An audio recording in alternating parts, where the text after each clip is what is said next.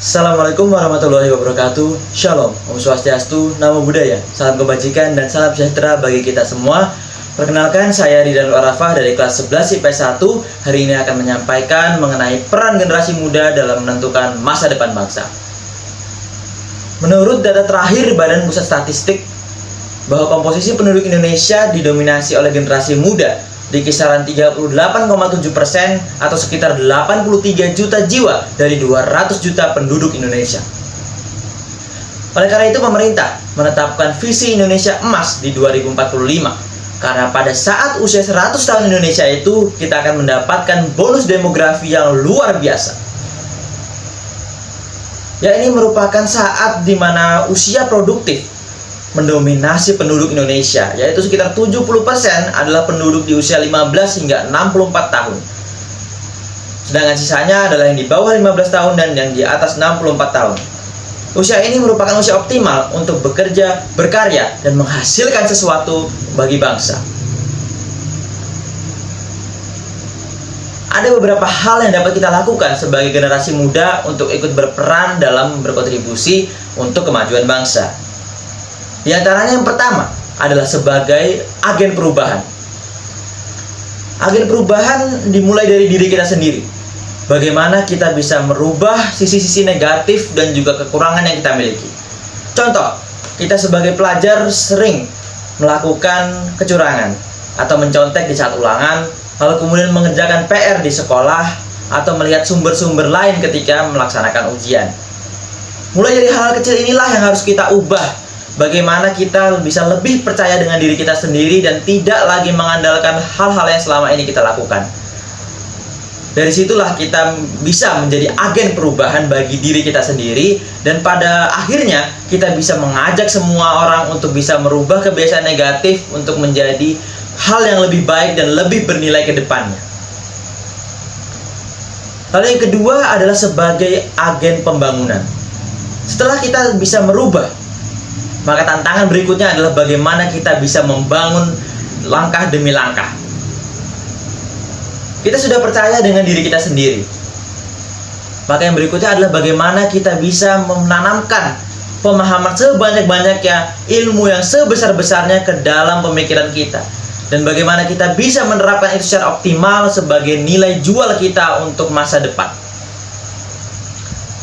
Contoh, misalnya kita sudah tidak lagi mencontek, sudah mengerjakan PR dengan tepat waktu, dan juga tidak lagi percaya dengan sumber-sumber lain, maka kita juga harus mencari bakat kita ada di sebelah mana. Jika bakat kita menggambar, maka ikutilah lomba-lomba menggambar. Jika bakat kita ada di public speaking, maka belajarlah untuk terus berbicara di depan orang banyak. Lalu kemudian jika kita sudah memilikinya, jangan dipendam untuk diri kita sendiri, tetapi kita harus menyebarkannya kepada orang lain. Bantu teman-teman kita yang tidak berani berbicara, bantu teman-teman kita yang tidak tahu bakatnya apa dan bagaimana ke depannya. Dengan begitu kita akan melaksanakan pembangunan manusia secara berkelanjutan tanpa kita sadari. Lalu yang ketiga adalah sebagai teladan. Kita telah berubah, kita juga telah membangun. Maka yang terakhir adalah mempertahankan. Ini adalah fase tersulit daripada dua fase sebelumnya. Adalah bagaimana kita bisa menjadi contoh bagi diri kita sendiri. Bagaimana kita bisa membandingkan diri bukan dengan orang lain, tetapi membandingkan diri kita dengan diri kita yang sebelumnya. Bagaimana kita saat ini dan bagaimana kita di masa lalu. Lalu kemudian bagaimana cara kita bisa menjadi teladan bagi orang lain. Bagaimana orang lain itu harus melihat kita sebagai orang yang baik walaupun kita memiliki banyak kekurangan di belakangnya. Dengan begitu, dengan sendirinya orang akan menghormati kita dan juga mau bekerja sama serta berkolaborasi dengan kita. Kita harus terus tetap berbuat baik dan mempertahankan apa yang telah kita rubah dan kita bangun dengan konsistensi dan kepercayaan terhadap diri sendiri. Generasi muda sangat berperan besar dalam menentukan kemajuan bangsa, tetapi masih banyak yang belum menyadarinya. Masih banyak yang menganggap bahwa dirinya tidak berguna bagi bangsa karena dia tidak dipandang oleh orang-orang yang ada di luar sana. Tetapi pada dasarnya, jika kita mau berkontribusi kecil saja untuk membagikan apa yang kita punya, untuk mensyukuri apa yang telah kita miliki, maka kita telah ikut membangun mentalitas bangsa. Oleh karena itu, Bung Karno juga pernah berkata bahwa Tuhan sekalipun tidak akan merubah nasib suatu bangsa kecuali kita mau merubahnya sendiri. Sama seperti lanjutannya yang ia sampaikan bahwa berikan aku 1000 orang tua, maka akan kupindah Semeru dari tempatnya. Tetapi berikan aku 10 pemuda, maka aku akan mengguncang dunia. Mengapa seperti itu? Karena pemudalah yang memiliki segalanya.